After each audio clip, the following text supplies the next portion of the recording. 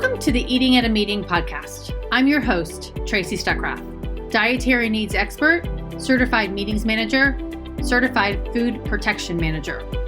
I have searched the globe to find people and businesses who are creating safe, sustainable, and inclusive food and beverage experiences for their employees, guests, and communities. In each episode, you will find authentic conversations about how food and beverage impacts inclusion, sustainability, culture, community, health, and wellness. I know that sounds like a lot, but we're going to cover it all. Are you ready to feed engagement, nourish inclusion, and bolster your bottom line? If so, let's go. Hi, everybody. Welcome to another episode of Eating at a Meeting. I am your host, Tracy Stuckrath, founder of Thrive Meetings and Events and this podcast. And I am coming up on 2 years of producing this show, and I'm so excited. I just keep learning from so many different people around so many different aspects of food and beverage. And that's what we're going to do today as well. My guests today are the owners and founders of the Bayhaven Food and Wine Festival and the Bayhaven Restaurant Group, Chef Gregory Collier and his wife, Subrina Collier. Hello. Hi, everyone. Hello. I'm a Dom, Subrina. I think I found out about the festival through the Doms, but then somebody else posted it somewhere, of course. And yes, the Doms, Margaret's been really good about posting our information. Yes. I became a Dom. She told me, anything you got going on, let me know. So, yeah, it's been a great network. I hope we get to meet up soon. Kobe kind of threw a wrench in a lot of our meetup plans, but yeah, it's a really great organization to be a part of. It really is. Okay, so I want to talk about, because I reached out because I love the festival, the concept of the festival, which is the Bayhaven Food and Wine Festival, which you launched in 2021, in the middle of a pandemic.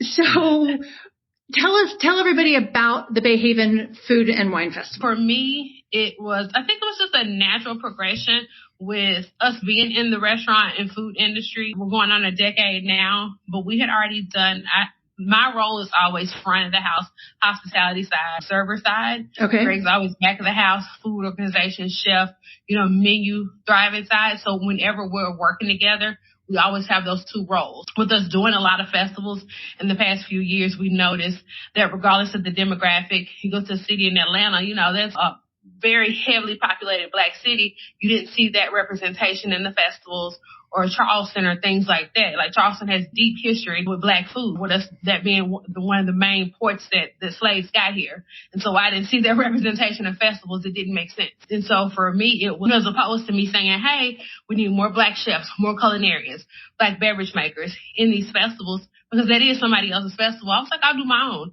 And so we're co-founders with 4 other people of the Soul Food Sessions. So we did these pop-ups. We did it at the Beard House. We did on a tour with Coca-Cola. And so I got my feet kind of wet in organizing larger style dinners, which people know if you've gone to a festival, a big part of the festival is the dinner series. Right. So I got to do that because I did all the front of the house, the decor, serving side of it. So once I started doing that, I became more comfortable with the idea of doing something a little bit bigger. So in 2020, in October, Soul Food Sessions did a small festival. We put one on in front of Lee and Louise in Camp North End. So we had it was maybe 2 food trucks, 8 little vendors selling their things, and 2 heats of the dinner or just 1? Did we run 2 rounds of the dinner? Well, we did 2 because Lee and Louise is only 50 seats. I think we did 1 seating. But we also had a tent outside. We did 1 seating and we had a tent outside. And so once we did that, I told Rachel, who's our PR, I told Rachel, she's our PR, she's also on the Bayhaven Food and Wine Festival board as our media communications person. I told her, I was like, yeah, I want to do a food and wine festival. And she was like, okay, but I was like, no, I really want to do one. She was like, when? And I was like, March. She said, absolutely not. That's not enough time. This is not enough time. And so she was like, it had to be at least a year from when we did this. So the Bayhaven Food and Wine Festival was October of 2021. The Soul Food Festival that we did, the small one, was October of 2020. So I had a full year of organizing and all those things. And I'll say you really need more time. But now that I'm glad I got it and I did it, it was wonderful. I wanted something to spotlight Black culinarians and beverage makers in one space in a festival setting. We have festivals here that are very Charlotte centric, but not very pulling people tour centric. And so we wanted things that pull people from all over. And we had everybody. The culinarians and the beverage makers and chefs were Black, but the crowd was everybody. Everybody wanted to be a part because we're from Memphis. We grew up, born and raised in Memphis. Memphis has huge Italian festival and Greek festivals every year. So where I worked as a teenager at Chili's, we were right in front of the Greek festival. So we would go over there after work. And I just love seeing that, like seeing the culture, the food, the fellowship, all Greek people just like here, have this, have our food, have these things. And I wanted to do that with Black culture. I just hadn't seen it with Black food and, because everybody has their own story. And so I wanted to be able to do that. It was a huge undertaking, but I love it. We're doing it again this year. The reception was amazing. And so it was like my poor husband was like, "Are you sure? Are you sure?" When I first told him, he was making me mad. I was like, "Yes," because I'm what do you say I am? Spur of the moment. I'm spur of the moment. So I'll just be like, "Yeah, I want to do a food and wine festival." He's like, "Are you sure?" He's like, "It's going to be a lot of work." And I was like, "I know." I was like, "I'll start planning now." And I told him before I told Rachel. And once he knew that I really wanted to do it, he was on it. So he did the organizing. We have really good relationships with a lot of chefs. All the chefs. Like we have so many chefs that just wanted to help or help in the backside. So it was a great experience. Chefs that I got to meet. Some of my DOMs came. My JBF Well alum sisters came. Some of them came and participated. So I was like, I got to do this again. So. That's awesome. And I was at a session or an education program a couple of weeks ago in Charlotte, and Chef Quintina Stewart, did I say that right? She was on our board. Yes. So she was just raving about the festival, and she's like, people were mad because it sold out before tickets went on sale. Then we were like, tickets were on sale. I'm going to say this about Charlotte because I get on Charlotte about this, and somebody told me and I didn't realize it. Charlotte, they will hop on once somebody else like kind of they see. They're like, "Oh, we didn't know about it." I'm like, "Yes, you did." So this year we're gonna do like a thing where the festival, instead of doing the carnival was my kid-friendly thing that I did. Right. I'll do that this year in June as on like for the people that are here in Charlotte, like a pre-sale thing, and people that did it last year. So Charlotte kind of has like first dibs on it. So they don't feel like we didn't know about it. But yeah, like Q is amazing. We had Q she took care of the chefs at J Woo, one of the prep kitchens. She took care of the festival side, getting the food trucks organized. Like, and man, Charlotte is such a community base, like once, especially in the food community, once you're in there and you start getting to know people, have been over backers to help you out. So I love that. Well, and what she was commending you both on was the fact that you've been there in Charlotte for 10 years and the relationships that you built with the community as well as with your partners in the food industry, the chefs and the food farmers and providers and stuff. She's like, that's what helped it pull together so well too. Yes. You have to. I'll tell anybody that wants to do any type of business, the relationship is a huge part. Greg can tell you, just as being a chef, you can be talented, but your relationships play a huge part too. So, Greg, do you find that with you, even with the people you buy your food from, as well as the other chefs in the industry? I mean, I think it's very important to go into any ask like, "Hey, I want to get food from you." I think going into any ask is building a relationship. So it makes sense to try to find mutually beneficial partnerships versus kind of offering, say, "Well, look, I'm this, so you should give me this," or vice versa. We always try to go into things trying to find mutually beneficial partnerships. So we've been doing that since we were in Rock Hill, just with local farmers in Rock Hill, and as we grew to work with other purveyors, and obviously, like kind of once we started getting different awards and accolades, people wanted to figure out ways to work with us. So it just kind of worked out that after 10 years of meeting my mentoring people, meeting my peers, just going to different places, eating dinner at places, going to, like Subrina was saying, going to Charleston Food and Wine and having to find the other Black chefs and finding out, they knew certain people that I kind of came up with or whatever. Just building relationships through the industry have afforded us the ability to make calls and say, "Hey, we want you to come down and do this." I know we know that this takes time away from people. We know that this is still work and effort. But the fact that the chefs were so happy about it and so honored to be a part of it kind of was like, for me, amazing, because I was happy they wanted to be a part of it. It was super dope that they wanted to come down. I was honored to have them down. So, it just worked out. And I think as a collective, we were all really happy and really excited about just being together more than anything else. Yeah, like in the piggyback of what he said, we were just honored that people, because you're taking people away from the business and the restaurant and their staff in the middle of us being short staffed, like in the middle of a pandemic. So people wanting to do that and take time away and come and do something that's beneficial to you. They're coming for fellowship, but it's also beneficial to us. It's like, that was overwhelming at some parts, because it was just like, man, people don't have to do anything for you. And so that's when we do our festival. We want to make it, as much as we make it guest centric, I want my chefs to have fun. I want my chefs to chill out. I don't want them doing 3 or 4 events. I want them to just have one event, chill. We did the boom room, which was like for chefs and stuff at the end at Lee and Louise. So it was like Lee and Louise is a juke joint. So we closed it off and had chefs in there just eating and drinking like to their heart's desire at the end of the night. Because it's like a thank you to them. It's a thank you. Outside of you getting the rooms and stuff, I want to be appreciative of people that do that. So yeah, I'm looking forward to this year. And I'll be able to participate this year because the baby will be here. So I'll be able to have some drinks, some wine. I found out the first day of my festival, I was pregnant. So there was no wine. Wow. No beer. Yeah, the doctor called me at the carnival and she's like, yeah, I'm not going to have you wait. You're pregnant. And so I was like, oh, okay. Thank you. And so I went back to put the sandbag I had in my hand down. So that was exactly what happened. And so this year, you know, but it made me laser focused on what I was doing. I didn't have time to think about anything else. I'm making sure the guests were focused on, and everybody had a good time. So that made us so happy.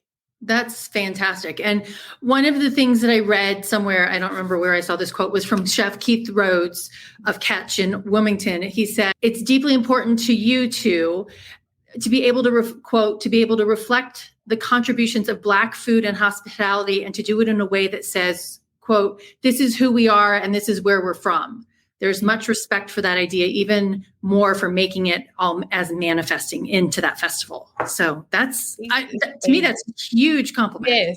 Yes. Chef Keith and Angela are family, like for real family. Like we've been in their house. They made us breakfast for Greg's birthday, like good people, mentors. Like they don't even know. I don't think they even know how much what they're doing, watching them do what they do and navigate through this and being married like 30 years. Wow. Yes, because we've been married 11 years and had the restaurant 10. So we went in like young babies, newlywed, and taking on a whole lot. So to watch them do this and still love one another, that's a huge compliment. And we follow their footsteps. A lot of, like our people, like Greg said, our mentors and OGs, they did so much of the groundwork. We just pick up and keep going, and then we pass it on to somebody else. So that's fantastic. Now, one of the other partnerships with the festival is the fact that, and I think really important to you too, is that you partnered with No Kid Hunger. Tell us about that. So there are a lot of charities, as we all know. Everybody has something that's very important that they need to give money to. And all these things are very important to those people, and they hold it close to heart. We we're just working with local charities, kind of donating to people who we can see exactly where the money went to. And for the festival, we wanted to kind of find a national partner who, again, a mutually beneficial relationship where we could donate to something that we could see where the money was going to, knew what the cause was. And No Kid Hungry, one of the huge things they deal with is food insecurity. And both of us are from neighborhoods, not necessarily our households, but neighborhoods where food insecurity was an issue for different reasons. It might not have been our family or the people we hung around with, but it was definitely there and prevalent. Camp North End is in the middle of an African-American neighborhood, a historically African-American neighborhood, which is also dealing with issues of food insecurity as well. So my first introduction with No Kid Hungry was at James Beard Foundation boot camp, chef's boot camp. You go, it's 2 days of intense learning, and one of the biggest things was food insecurity. And something as simple as finding out that using SNAP, you can get double the amount of money at a farmer's market. Yep. For me, I was mind blown. I was like, what? Like, this is crazy. So I could go and get 4 pounds of some at a farmer's market versus 2 pounds of that same thing at a grocery store. That's amazing. So, and a lot of people in our communities don't know that. And so Rick came back and told me that. I was like, what? Like, we didn't know you can get this many oranges and apples. And so I That's thought huge. that was huge. Yeah. I thought that was huge. And so I think that was like our first introduction in figuring out what No Kid Hungry was about and what they did. Right. We were invited to Taste the Nation, which is a local Charlotte event where chefs kind of do tastings. They raise funds for No Kid Hungry. And when we did the festival, I was like, yo, I think we should work with No Kid Hungry because having a national 501c3 as our partner is going to be good for the festival, but also we know exactly what they're going to do. And after the festival, they sent us a letter and told us that the money we raised for the festival went to Tennessee Snap. And we're from Tennessee. So that was we weren't expecting that. We just knew that it was going to somewhere good, but for it to actually go to Tennessee families was great. That's fantastic. I mean, right back to your hometown. Yes. Even so, it's even good. Like, you can help from afar. You want to give back any way you can. So even being able to give back from afar. So this year we want to be able to do a double or triple the amount that we were able to donate and stuff. And so, that's like the icing on the cake, really. Right. That you're able to do something, because you can get accolades. You're going to get those all day and they stop. What did you do after? What did you do during your time in that position? So that's really important to me. Well, and I think that goes with another quote that I found a whole bunch of quotes from you guys, from y'all, I should say. Greg, it says that you said your goal was to create a place where I could go help create a hospitality culture, one that I wanted to be part of, where I could go be a leader. And I think that you've done that.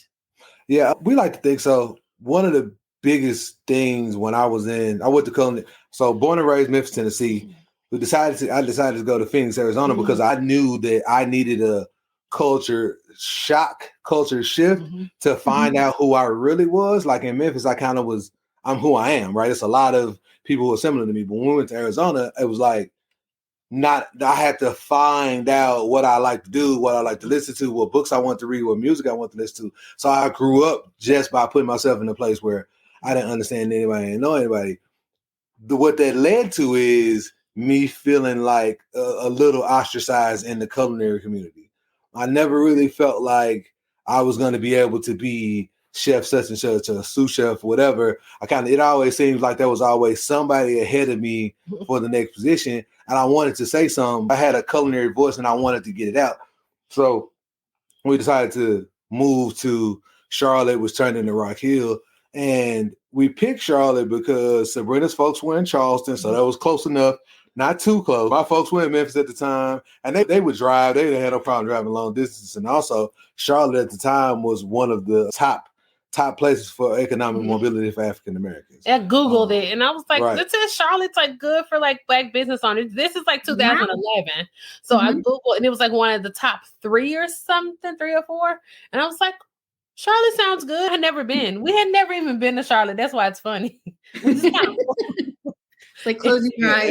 And it's also in the middle of the Eastern Seaboard too. When you think about it, like it's like right between Miami and New York. You know what I mean? So it kind of made sense for what we were trying to do. And also at the time, Charlotte was still, and it still is, to be honest, it's still a steak and potatoes town, kind of because it's the banking capital. But then it was extremely that. Like a lot of the chefs now who own restaurants or who run restaurants at the time were like in country clubs, because that's just what it was. The best jobs were in country clubs. So there weren't a lot of chef driven, locally sourced places. It was some, but it wasn't a lot. So I felt like, staying in Arizona, I was gonna have to try to figure it out. Moving to Charleston, that's a whole culture and a network that I was gonna have to figure out my way into. Same thing with all the other big food cities, right? Chicago, even Raleigh at the time was very specifically these chefs and nobody else. So it felt like Charlotte was right. I feel already was starting. There were a lot of chefs. There were some chefs who were starting to do the farm to fork, farm to table kind of ethos. So it felt good to come in, start saying what I wanted to say food-wise, and eventually people would, not only would I be a part of the group that was doing the change, people would kind of see that and want to be a part of it as well. That's really fascinating as well as inspiring. And I think the city has welcomed you as well. And I saw that, Southern Living magazine, I think it was Southern Living, called you the couple changing Charlotte's dining scene. Which is crazy, because when we came in, we didn't come in like straight to Charlotte. We came to Rock Hill because Charlotte was way too expensive. Right. Rock Hill, South Carolina is like 30 minutes south of Charlotte. It's right over the border. That's what we could afford. And that's when we went to open our first breakfast restaurant, The Yoke. And so we kind of had to make our voice through breakfast at first and started doing like weekend specials in this little rundown hole in the wall. And so it really had to be about the food and the vibe. And so I think Charlotte started putting eyes on us maybe like 16, 17. We started doing soul food sessions. Would you say around 16, 17? Yeah, I think that was I don't know. I think that was the first time that it was clear, I think, that we were trying to do something. I think before then, it was just like, hey, this is another chef with a chef-driven restaurant. Even though it's breakfast, people were that just was what it was at the time. It wasn't a whole big thing. Now in Rock Hill, obviously, we were one of the only gangs in town doing food like that, cooking like that. So in Rock Hill, people, like, we were a big deal in Rock Hill. Big fish in a small pond. Yeah, but then then Charlotte we were small fish in a big pond around 2016. I think people started to recognize what we were doing as the collective soul food sessions. And then I would say 2018 was when Subrina and I, as business owners and restaurant owners, kind of started to have a clear conversation about what we were trying to do and what we wanted to do. We started doing those things around 2018. So 18 was was a big year for us because we were Charlotteans of the year. We weren't in Charlotte yet. And so that was like, wow. That was a huge thing for us. And I think that was when it was like, okay, we have a stage now. Right. Now you do what you got to do once you get on the stage. Right. You got to say what you got to say. And since you captured attention. And so I think the past 4 years have been a really good run for us. And we're going to keep doing as much as we can, at least to help the next people that are coming, the next generation, our mentoring and teaching. And then we're ready to push back like a lot of chefs do. You want to spend more time with your family, push back, and then you go to something else. So, or you stay in the culinary community, just not like where we are now. Well, and even another level of that is that you just got from Charlotte as well, the Destination Impact Award. Yeah, that was dope. Yeah, I wasn't expecting that. Have you looked at the names on that list? It's the mayor, the owner of the Charlotte Panthers, and I'm like, because we saw it and we didn't see our name on the list. We just saw the list. We didn't know that's the award we were getting. I think somebody had mentioned that we were getting an award, and I was like, okay, great, but cool. And then we kind of, as we're at the ceremony, people talking about the award, and we see the list, and it's like, wow, the mayor won last year. Yeah, and then before is this the award we're winning? It was like the NASCAR person, so right. That's very humbling. Internationally known things, right? So wow, for us to have got that award was super amazing and unexpected, and I still don't know. I feel like we deserve it. So with most things, so I'm the cocky one, right? So with almost most things, everything that we get, whatever accolade, I feel like those things. It's like, I should have got it. I should have got it a year ago. Like I should have got this, right? I feel like that most times. But with this one, I'm still like, man, that was a big award.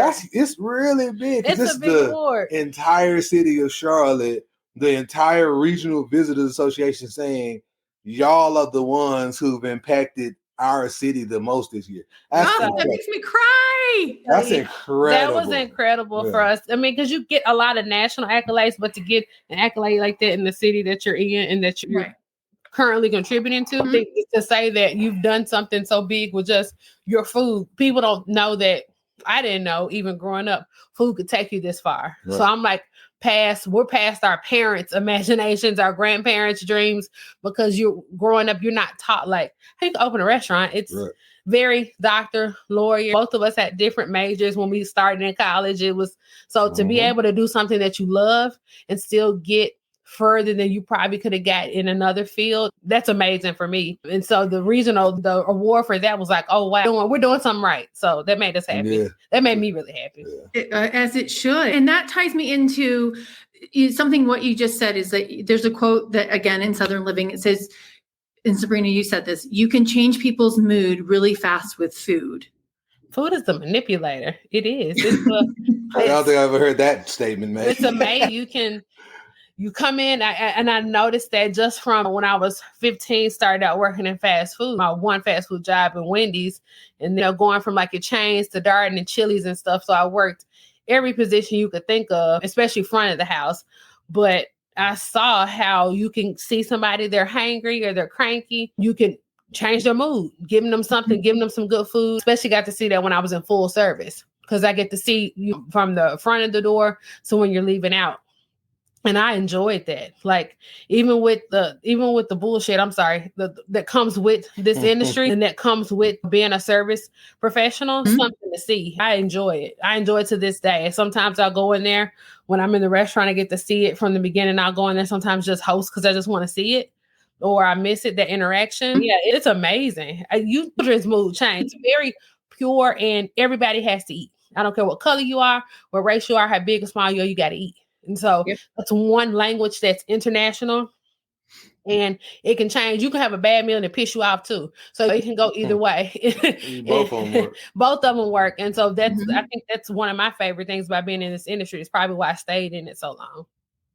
That I love that. And because everybody does eat. And I was chatting with a guest a couple of weeks ago, and she's an anthropologist studying food in Ecuador, but with her students, she's like, I want you to have a meal by yourself. Go out and have a meal by yourself. And that's hard for some people, right? Yeah, and then she's like sit down and have a meal with your friend. And then she's like, and I want you to have a meal with your enemy. Oh, wow. You really can't.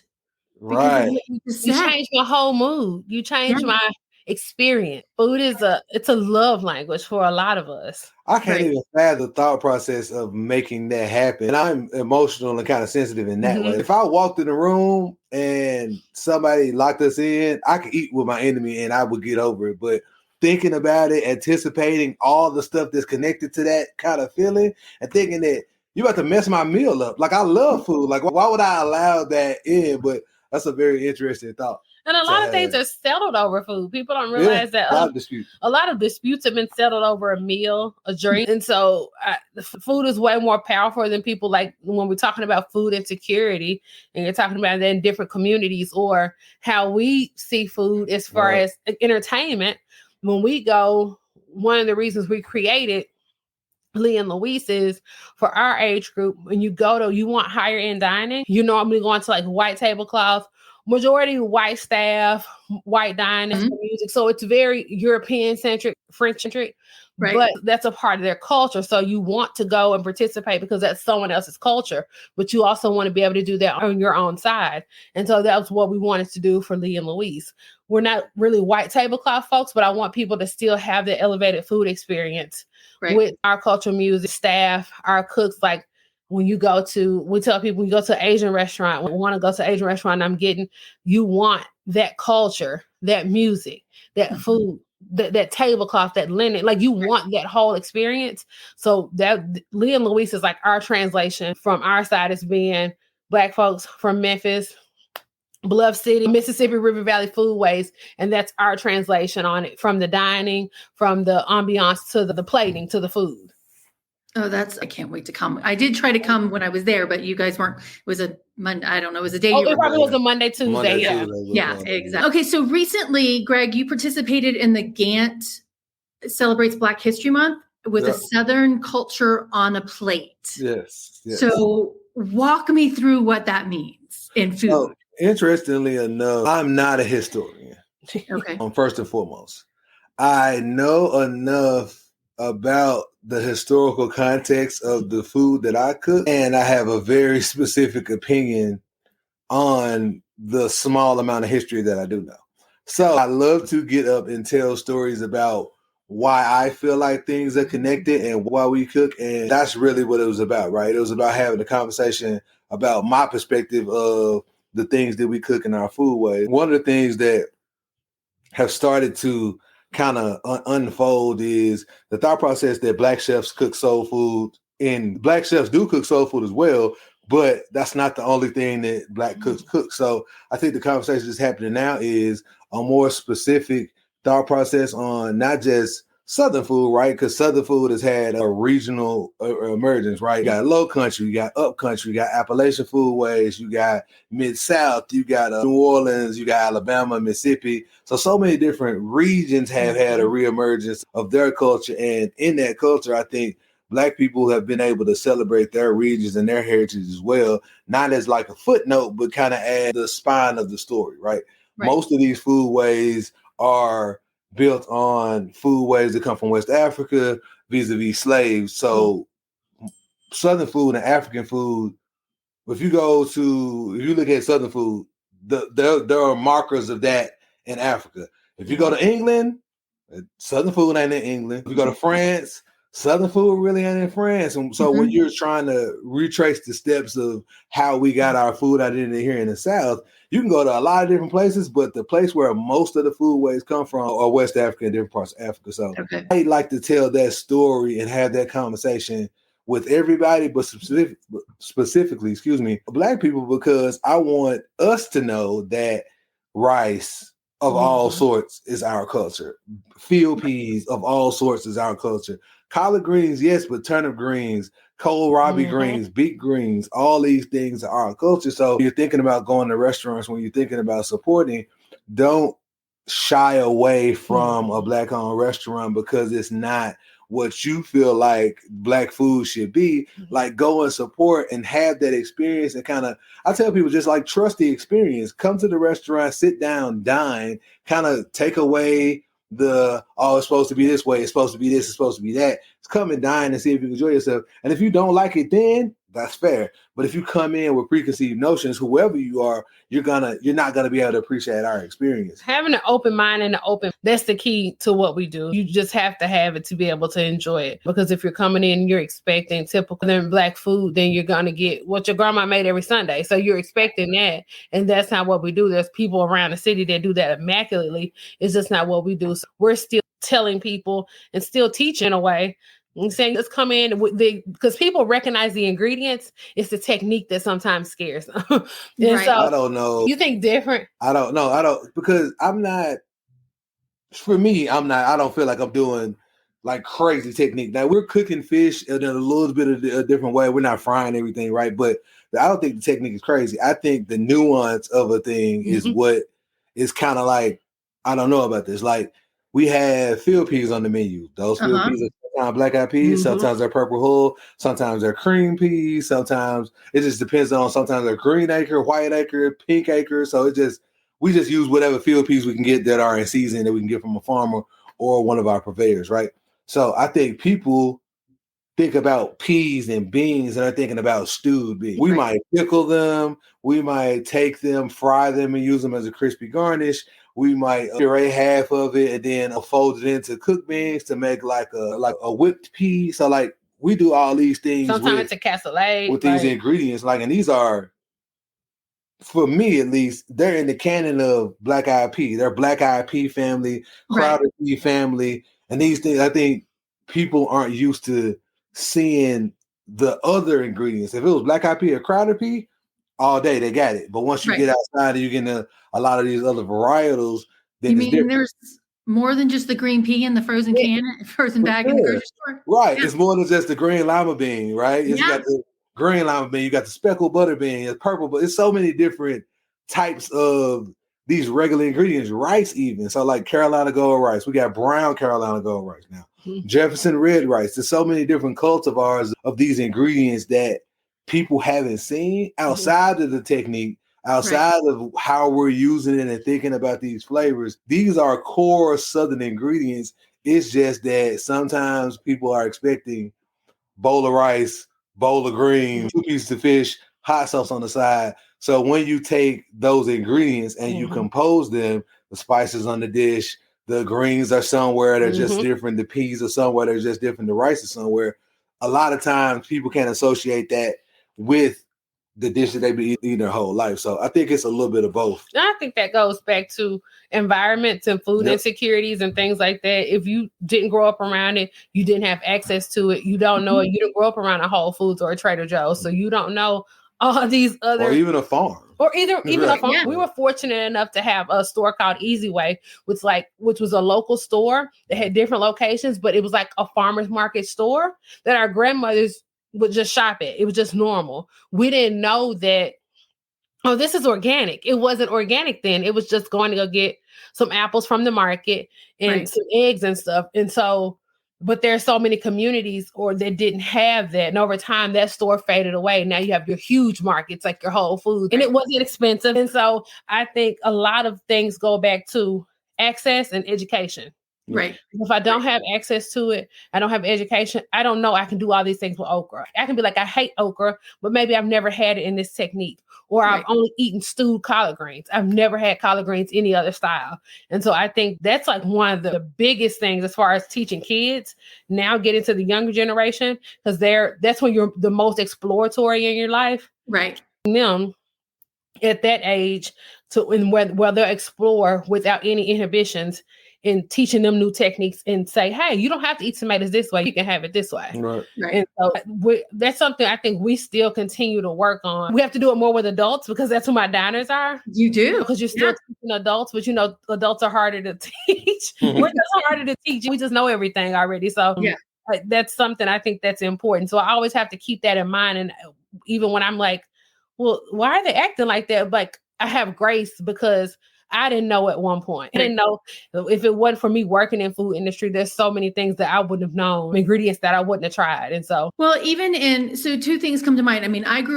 a Marine brat. So I grew up Virginia and Maryland, basically. I didn't know what a collard green was until I moved to Georgia. And my neighbors across the street, I lived in Southwest Atlanta. Near Turner Field, West End area, right? Moved there by myself, right? And I'm surrounded by a different culture, right? That I'm not used to. And my neighbors made them, and I'm like, these are good. I don't even think I knew what a collard green was. They were. Right. Right. And so it opens your eyes to so much more than what you can do. And having food allergies, it makes me want to try different foods because I can't eat some things. And so I want to try other things. But yeah, I think living 15 years as a single white woman in a predominantly Black section of Southwest Atlanta opened my eyes to a lot of. You tried a lot of food that you had. Right. Especially being from Maryland, Virginia. Yeah, and I mean, it's like when we moved to Phoenix. Phoenix was a culture shock because that was the first time we lived somewhere we were minorities.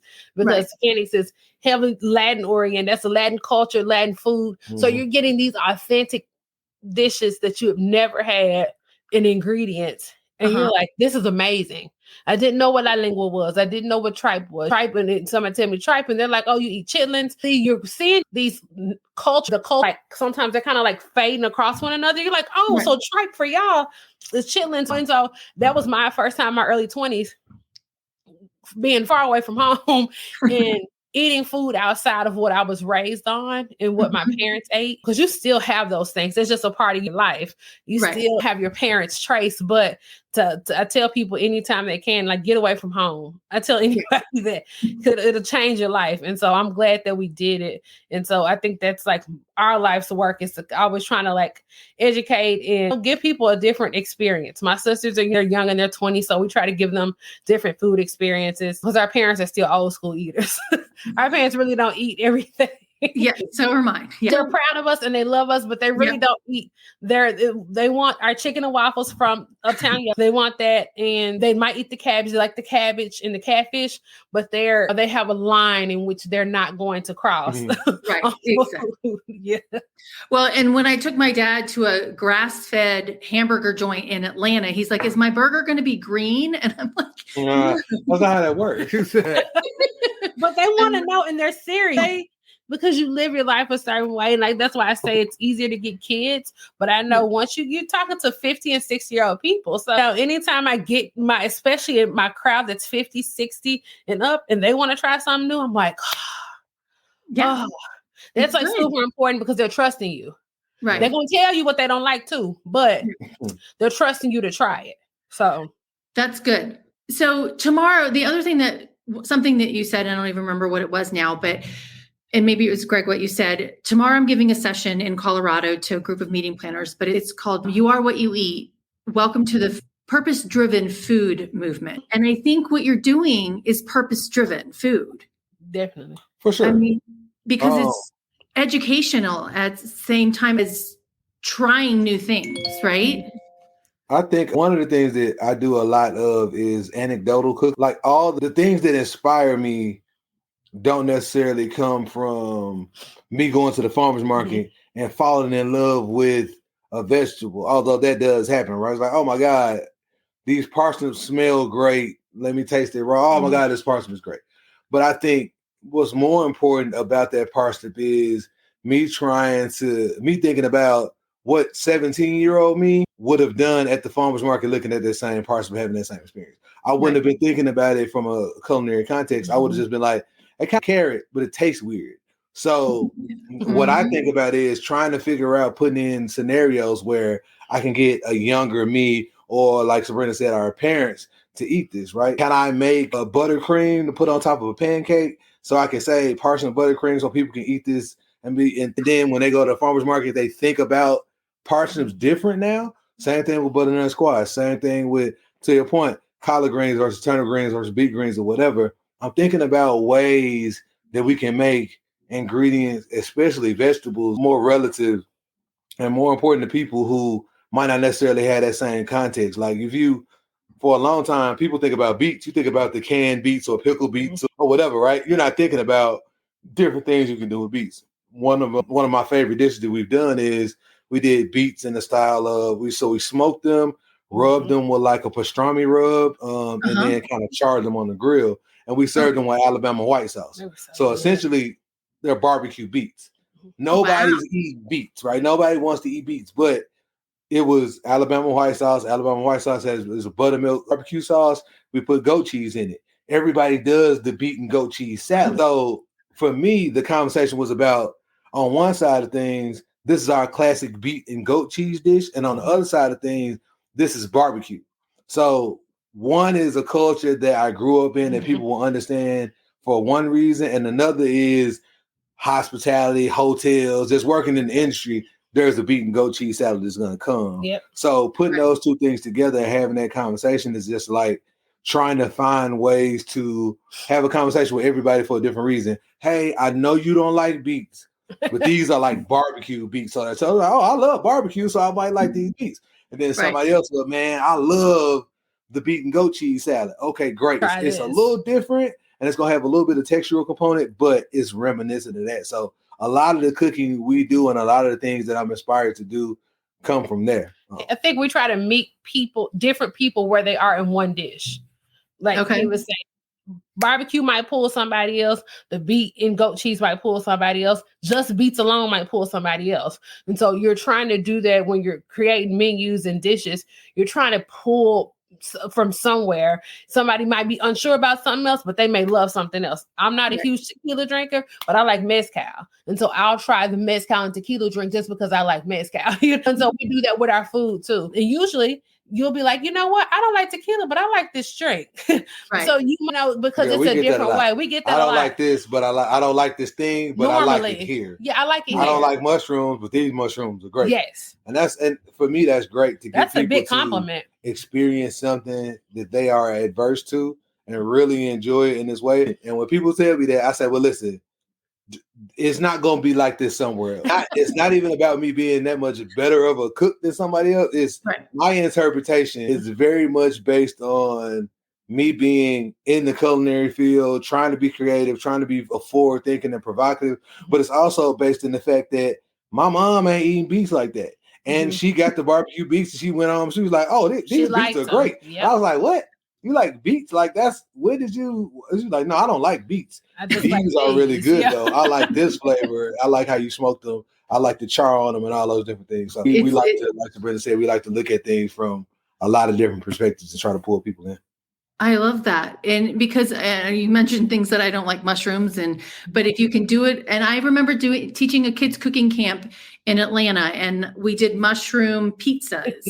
But I went to the farmer's market and I got lion's mane and I got 3 or 4 different kinds and they like shredded them or put it. I mean, and the pizza was so good. So I don't necessarily think I'm going to go buy mushrooms myself and eat them at home, but that was good. It's exposure. And like, I hated mushrooms and onions growing up, honestly. And then you see your palate changes every couple of years. So I think a couple of years into us being married and him cooking me dishes with different things. And me, I only knew about portobellos. I never knew about oyster and shiitake and all these different types of mushrooms. So even portobellos aren't my favorite. Now I like oysters and shiitakes. And I think that's a part when you go back into food insecurity. You don't even have the knowledge or access of these things existing. I didn't even know they existed. They weren't in my local Kroger. or Piggly Wiggly, because we grew up in Memphis. So they weren't at my Piggly Wiggly. So how the hell would I know that I can do these? Or how would my grandma know she could try these? Or my mom? Because they weren't on display. They weren't out there. And they may have been, but they probably zoomed right past them. In the South, like if we're just thinking about farms in the context of farm ingredients, by these sporing mushrooms and logs in the South. Let's just not. So we, my mom grew up in the country. We went to the country 4 or 5 times a year. That just wasn't part of crop rotation. It's like mushrooms, like what are we doing with that? Wasting wood for. We can use that wood for wood fire, like for grilling. Like there's no reason to do it. So a lot of those things are, I think, regional too. They are regional. We just don't have access to it. Parsnips don't grow well in the South. They grow well in the wintertime in the South, but it's just not something that we have a lot of times. But sunchokes are another thing. We wouldn't have like sunchokes, but my granddad would bring like a coon home and like cook it. You know what I'm saying? Like we were eating stuff like coon and rabbit, squirrel. Like they just tell us it's chicken, and you find out later what it is. Chicken-ish or a pot roast. He would tell us the coon was pot roast because we just did kids, but they did those type of things. It was hunting. It was like poultry. It was like heavier things, but it wasn't. What's this? A sunchoke? Oh, what's this? An eggplant? You just those things were like almost foreign, but yes, you can definitely eat this raccoon. Right. All right. So today is the first day of March that we're recording this, and which makes it Women's History Month. Yes, yes. And so, Greg, you named the restaurant Leah and Louise after your late sister and your grandmother, respectively. Yes. How did they inspire you? They are kind of like the bookends to my cooking style. Okay. My granny Louise was very, this is how you make these things. I don't really ever recall, try this one time. Like the fried chicken was the fried chicken. The chicken salad was the chicken salad. The pork chops were the pork chops. The macaroni and the mashed potatoes, these things were how they were. And my sister, on the other hand, would literally go read cookbooks and pick ingredients to not put in to see what would happen. And I would be like, you didn't put in any of this? She was like, yeah, I just wanted to see what would happen. And I'm kind of in the middle of that. So that's one of the reasons. But another reason why I wanted to name the restaurant after them is because I think Southern food especially owes most of its responsibility to Black women. And they're usually the last to be mentioned when we're talking about Southern food, especially from a definitely from a current perspective. And from a historical perspective, it's always kind of like a good old granny who happened to fall into a couple of good recipes. And it's like, granny or a mammy type storm. They farm these ingredients, they raise these animals. We did, the men did a lot of the hunting, but the Southern canon is majority responsible for Black women. When we first opened the restaurant, our entire kitchen staff was all Black women. Wow. And I wanted to offer a space where not only could they feel comfortable, but they felt empowered to be great. Not often, it was me, right? And I had a few accolades and people were looking at us and different things that we were doing, but I wasn't mentoring a lot of young female chefs. And I felt like I always say I missed the boat, I missed the opportunity. It's just something I wanted to do very specifically. So we got an open kitchen. I want people to see that. I might be in the middle, I might be the figure, but I want people to see the team, to see that how we're building and how we're putting these things together and the stories that we're telling. All this goes back to Black women. All this goes back to Southern cooking. All that in turn goes to West Africa. So all these are our roots, and all these are things that we should be really happy about and not only honor and pay homage to, not be fearful of, even though I did it myself. I left the South to figure out who I was, and I lost a lot of power that I had until I went back to the South and said, yo, I'm Black, I'm from the South, I'm from Memphis.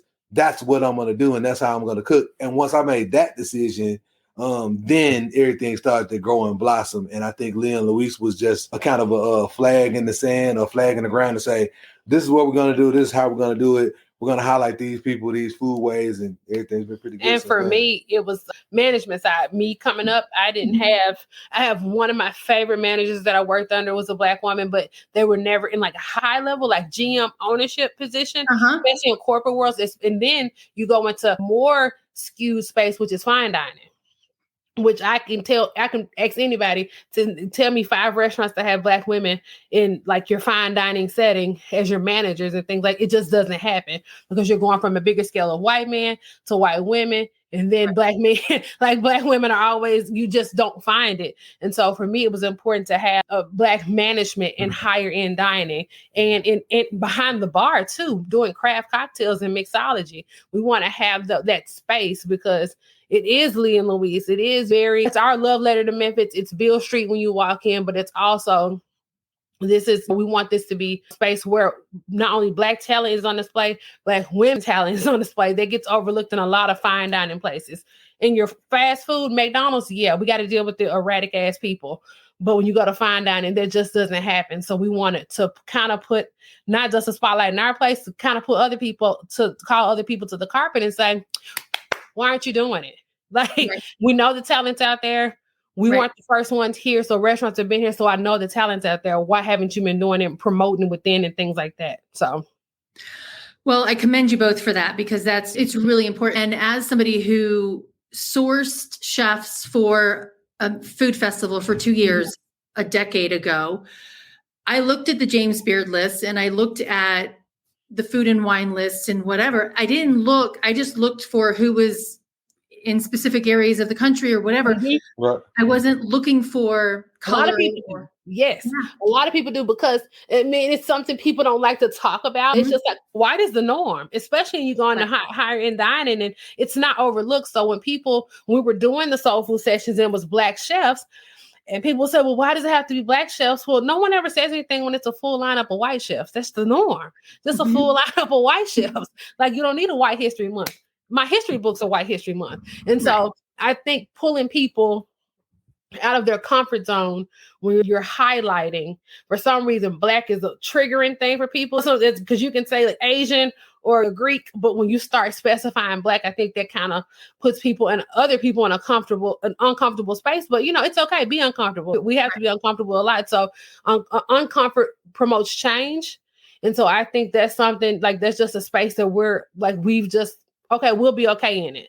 As long as it's promoting change and good change, I'm okay with it. I'll deal with it. And like you were saying, like you just were looking at the list, trying to find the best chefs based on the people who put together the list. Yeah. Who put together the best chefs list, right? The interesting thing about that is, I want to say maybe 5 years, maybe in the last 5 years, 4 years, the people who've been putting together the list have become more diverse because we've said, how are you going to pick diverse people if you're not diverse yourself? You're going to go to the places in your network. You're going to pick the chefs who remind you of chefs that you like for whatever reason. If you don't diversify the group that's picking the people, we're going to keep picking the same people. So then the work of diversity is not only super important, it's not a mistake. You have to be very conscious. You have to be intentional. Hey, this list of chefs, and everybody has to go through and look at the list of chefs and say, okay, do I have a female chef in this dinner? Do I have a Black chef in this dinner? Is there a Latin American chef in this dinner? Is there an Asian chef? Like that, we have to be very conscious about that, as well as saying, like you can say, who's the best, right? Oh, who's the best chef in Chicago? Right. Off the top of my head is 3. I think I got 3 or 4 names.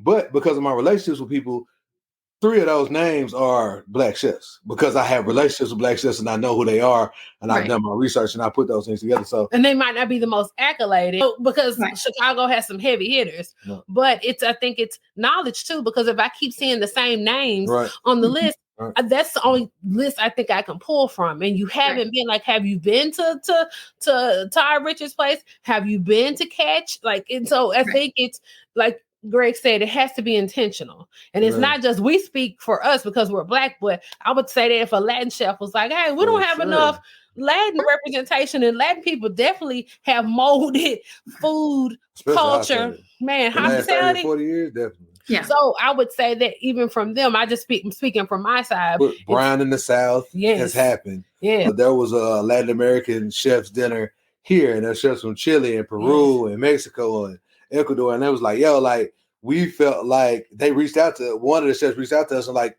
how'd you do it? What did you do? Like, what conversations did you have? So when we did the soul food session, So it's great to see everybody representing their culture. I've said all the time, like, what I think is dope about a city or a scene is if you're Jewish, I want to know what your Jewish heritage and culture says about these same ingredients that my Southern heritage and culture says. And I want to know what your Russian heritage and culture says, or your German heritage and culture, or your Japanese heritage and culture. Like, I think that's dope because the goal is for all us to be working with farmers and using local ingredients. But it's only so many flash fried Brussels sprout dishes with maple syrup that we can have, right? Like there's so many different nuances to that dish that you can put together based on your heritage. And that's dope. That's what makes all these things great. That's what makes cities like LA and San Francisco and New York and Chicago. And Charlotte's becoming one of those diversity. Cities. That's what makes those cities dope. I think we're a melting pot. I said that Charlotte has a lot of people from a lot of different places. Right. But Charlotte doesn't necessarily have a lot of people of a lot of different cultures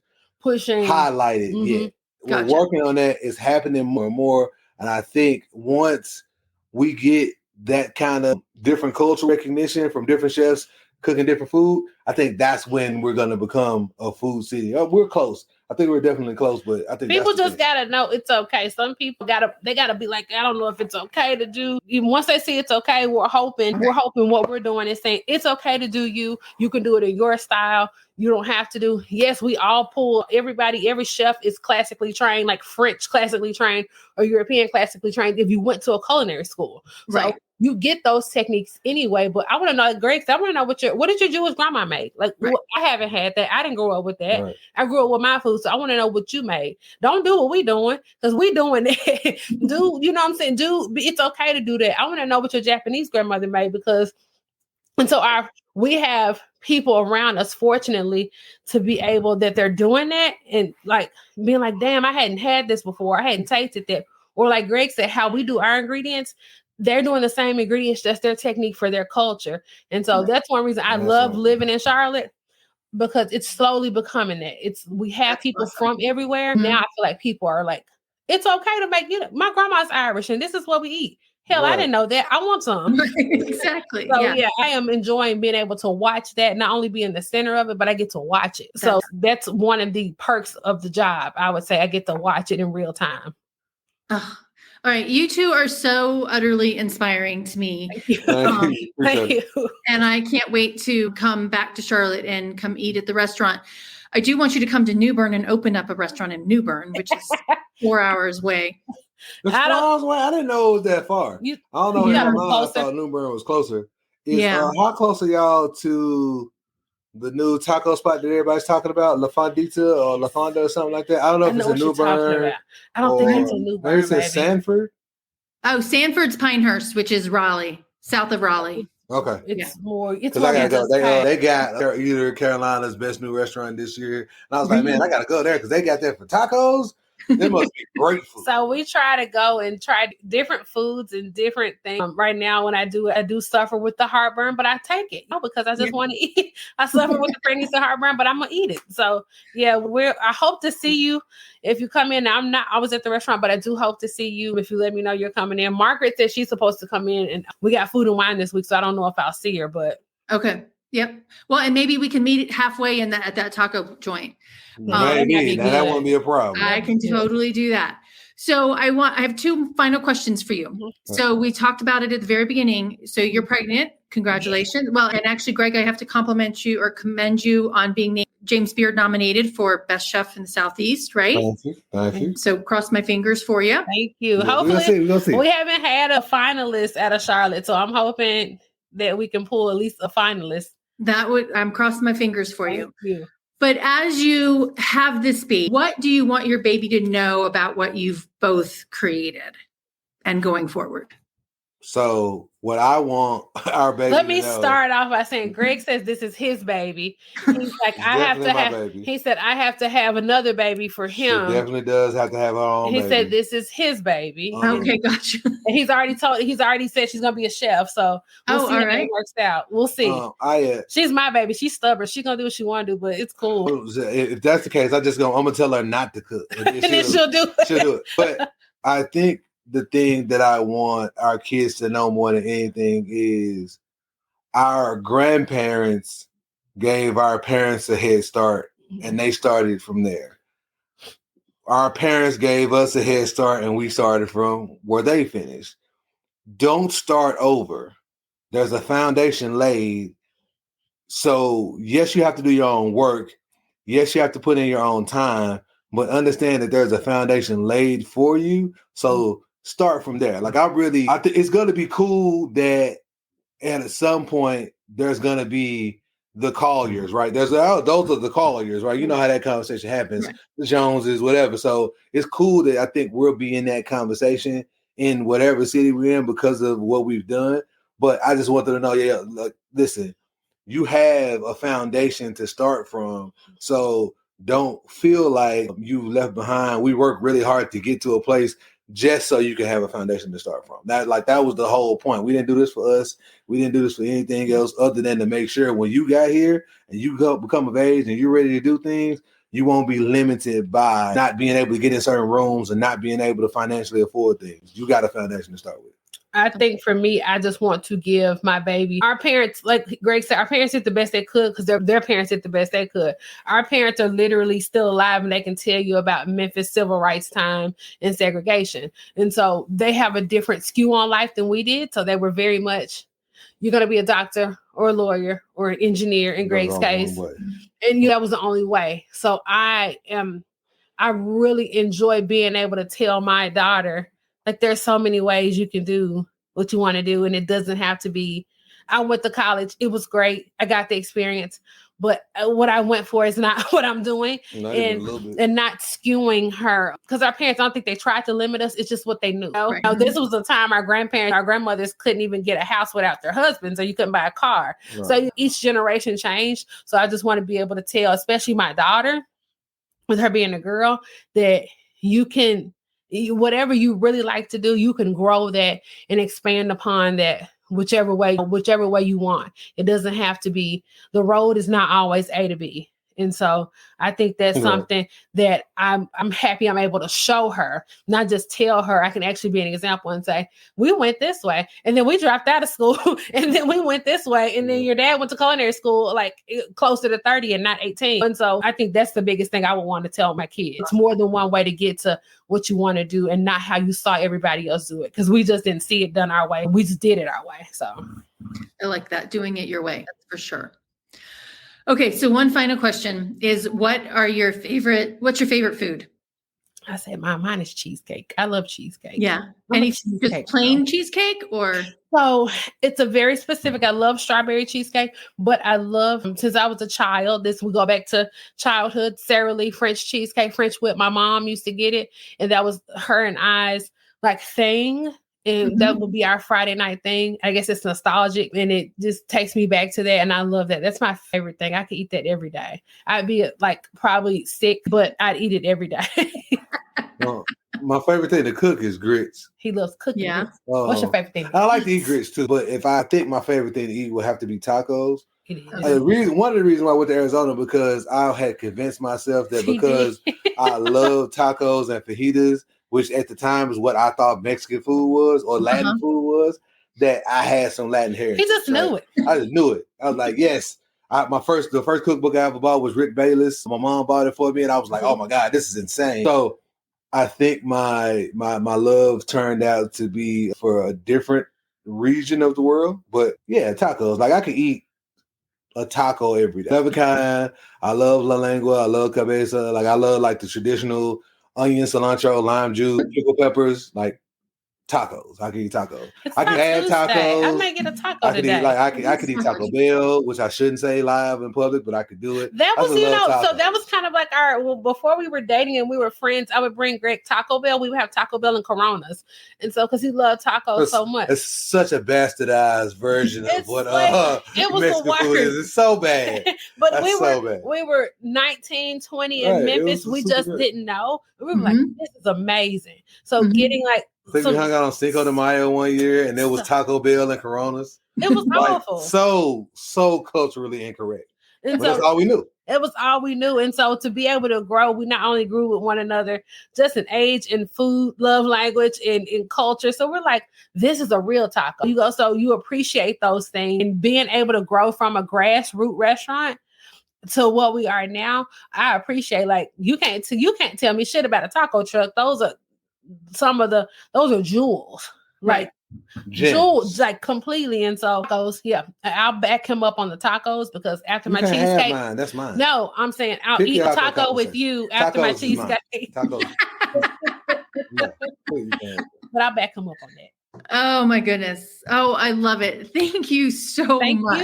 Thank you for having us. Oh, you're welcome. I'm going to get in the car I can't get in the car now because I'm in Colorado, but I will have fun. I enjoy Colorado. Yeah. And thankfully the 1 degree weather went away. Yeah, so you had it too. When we went for my birthday this past April, it was snowing. So it wasn't 1 degree. Oh no, it's 65 degrees out today, so I'm excited about that. Man, please enjoy Colorado. If I could think of the restaurant that we went to and loved, and I forgot, the gentleman was from Australia, I think, and we loved the food. Stowaway. Oh my gosh, Stowaway. Okay, I'll look it up. Breakfast brunch spot. Super cool. The owners are there. England or no? I don't know where he was from, but he was a hip hop head from, like, I think maybe Australia. So we kind of talked about rap for a while. But the food was amazing. The restaurant down here. The food was great. Service was great. Everything. So go there. Go to Stowaway. I will do that. Okay. Yes. Well, thank you both, Chef Greg and Subrina Collier from Leah and Louise, and the Bayhaven Food and Wine Festival and Restaurant Group. Yes. Thank you. Yes, you're welcome. And everybody, thank you for tuning in to the Eating at a Meeting podcast. We're here every Tuesday with a new episode talking about food and culture and inclusivity and everything. So thank you for tuning in. And until next time, stay safe and eat well. Thank you. Thank you. Thanks for listening to the Eating at a Meeting podcast, where every meal matters. I'm Tracy Stuckrath, your food and beverage inclusion expert. Call me and let's get started right now on creating safe and inclusive food and beverage experiences for your customers, your employees, and your communities. Share the podcast with your friends and colleagues at our Eating at a Meeting Facebook page and on all podcast platforms. To learn more about me and receive valuable information, go to tracystuckrath.com. And if you'd like more information on how to feed engagement, nourish inclusion, and bolster your bottom line, then visit eatingatameeting.com.